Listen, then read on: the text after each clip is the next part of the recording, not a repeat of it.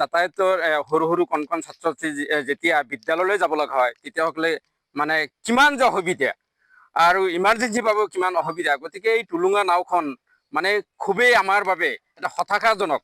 আমি স্বাধীনতাৰ পিছৰ পৰা আমি ৰাইজ এনেকৈ বা পথযাত্ৰীসকলে ৰাইজসকলে এনেদৰেই মানে 20-20খনৰো অধিক ৰাইজ এনেকৈ যাতায়াত কৰিব লগা হৈছে, দৈনন্দিন পাৰাপাৰ হ'বলগীয়া হৈছে। গতিকে চৰকাৰৰ এটা দৃষ্টি নিক্ষেপ কৰিছোঁ, আকৰ্ষণ কৰিছোঁ যাতে এইখন যিহেতু বৰ্তমানৰ যি চৰকাৰটো এতিয়া খুব শক্তিশালী চৰকাৰ। গতিকে আমি উন্নয়নৰ বাবে মানে যি চৰকাৰেই নহওক কিয় আমি বিগত সময়ত বহুতো MLA মন্ত্ৰী বিধায়ক এই সমষ্টিৰ পৰা পাৰ হৈ গৈছে, কিন্তু আমি এতিয়ালৈকে এখন পকী দলং নিৰ্মাণ ইয়াত পোৱা নাই। গতিকে বৰ্তমানৰ চৰকাৰক আমি দাবী উত্থাপন কৰিম যে চৰকাৰে যাতে এইখন এটা চমৰীয়া এটা সমষ্টি, যি সমষ্টিৰ অন্তৰ্গত এই কলহীৰ পৰা একমাত্ৰ যাতায়াতৰ এই পাৰ্কঘাটটো, গতিকে এই পাৰ্কত এখন খুবেই এটা পকী দলং নিৰ্মাণৰ খুব দৰকাৰ।